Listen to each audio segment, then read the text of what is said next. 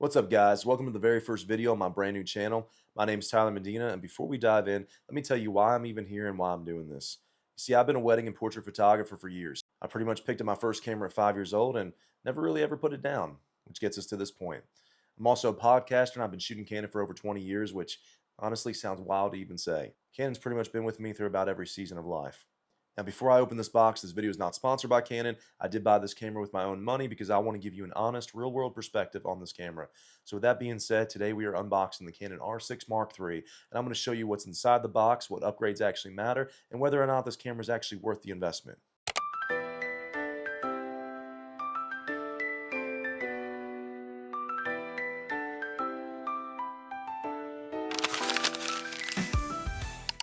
So let's jump right in. See, I've been waiting for this camera for about 3 weeks. I sold my Canon R6 Mark II to upgrade to the R6 Mark III and partner with my R5 Mark II, which we're currently filming on right now. All right, so first things first. When we open this box, the first thing you get confronted with is the paperwork. And let's be honest, no one actually reads that. Warranty cards, manuals, pamphlets, yada yada. Let's go ahead and just toss that to the side.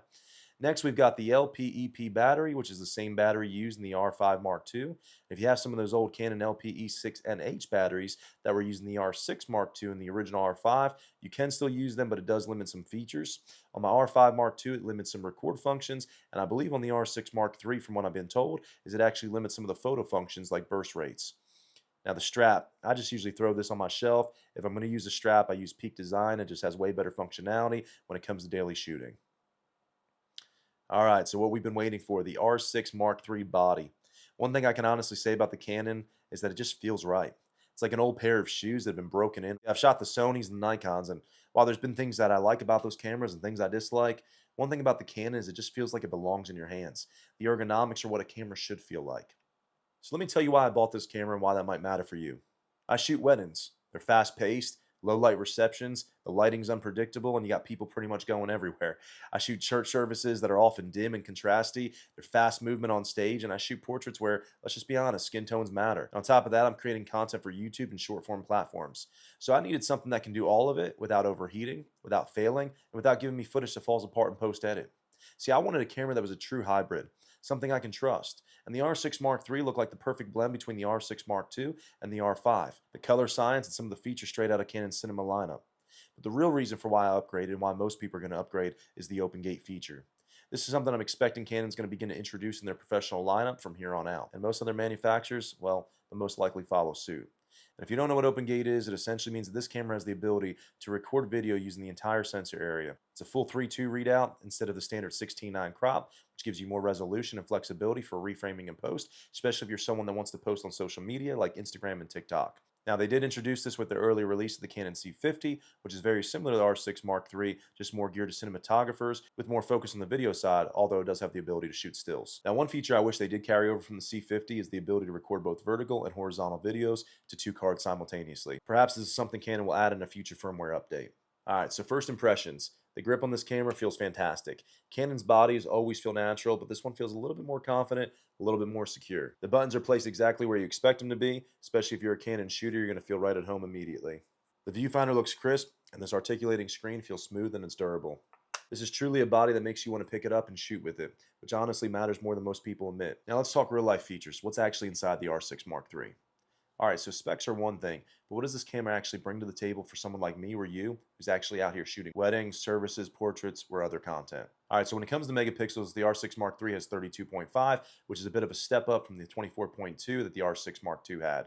If I'm being honest, I feel like 30 to 33 megapixels is honestly a sweet spot for most cameras. You get beautiful sharp files, plenty of detail for cropping, printing, and enough resolution that you're not limited in post. However, the file sizes are not too large that it takes days to buffer, and anyone that's edited uncompressed raw files from a camera like the R5 in Lightroom knows exactly what I'm talking about. But whether I'm shooting a wedding couple in a golden hour or snapping creative portraits for social, it just holds up. Honestly, the 24 megapixels in the R6 Mark II were plenty, but the 32.5 makes it just that much better. On the R6 Mark III, you're going to get 7K RAW plus oversampled 4K video. And here's where it gets wild. You get 7K RAW internal recording. Yeah, internal. At this price point, that's kind of crazy.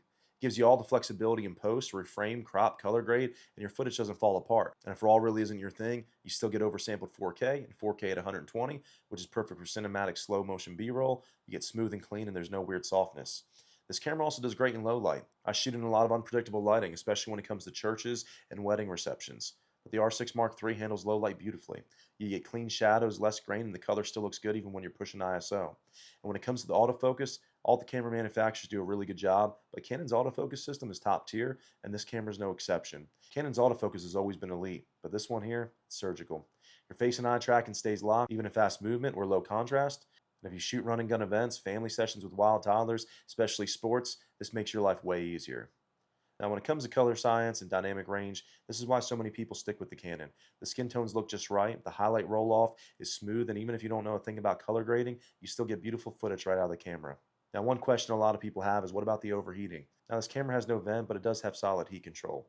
Now, let's be honest, there's no built-in vent system like the R5C or the R5 Mark II, so yes, you can get it overheating, especially if you're pushing it hard, but for your typical shooting like 24 to 60 frames per second, 4K interviews, weddings, vlogs, church content, well, it handles itself pretty well.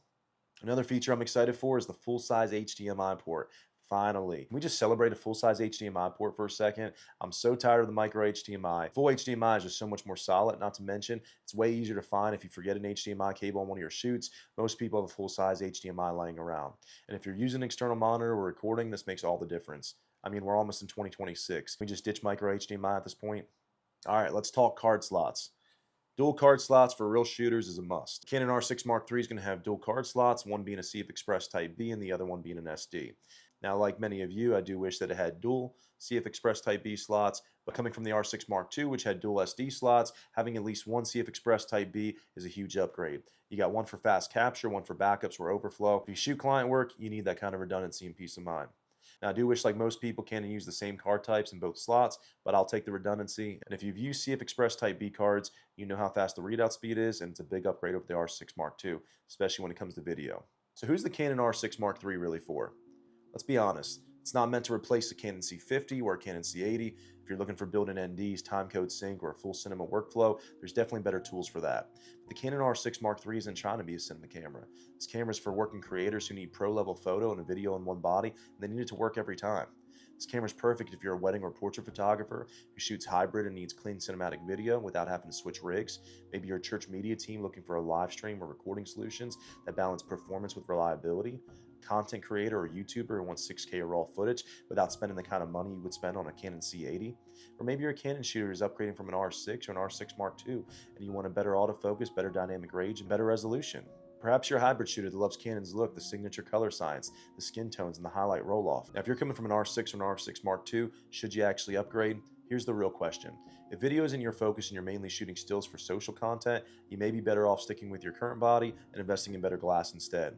But if you shoot video regularly, you want 6K raw, oversampled 4K, or you're just tired of switching between two camera bodies, then this upgrade makes a lot of sense. And if you're mostly doing video and you want internal NDs or a cine-style body, then you may want to consider bumping up to something like the Canon C70, which at the point of recording this video, you can get for a pretty good used price, or you can spend a little bit more money and get the Canon C80. Bottom line is the Canon R6 Mark III hits that sweet spot for everyday shooters who demand quality, versatility, and confidence in every scenario. It's not overkill and it's not entry level.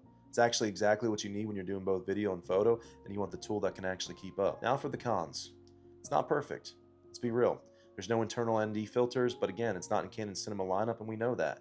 The raw files are large. They're larger than what you have on your R6 Mark II and your R6 Mark I, so that's something to be aware of. Larger file size means you need more storage. The battery life is good, but it's not great. You may want to invest in a battery grip, but that's going to cost you another $80 for a battery and a little over $400 for the battery grip, which honestly is insane for battery grips to even cost that much. And again, I wish that it had dual CF Express Type B slots, and maybe in the future we'll see them finally implement this. However, having one CF Express Type B slot is honestly a huge step up. Still, none of these are deal breakers for me. Overall, this is a really great camera. The video is insane, the photos are sharp and crisp, and for $27.99 at the time of recording this video, it's hard to beat the features you get in this camera at that price point. So here's my honest opinion after unboxing it and shooting with it.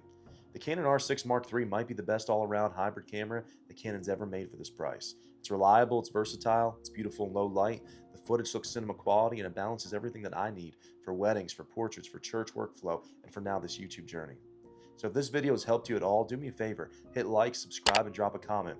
Let me know what test you want next, low light comparisons, real world settings, wedding footage, examples or straight comparison between the R6 Mark III and the R5 Mark II. This is just the beginning for this channel, and I'm excited to build it with you guys. So I will see you on the next one. Take care.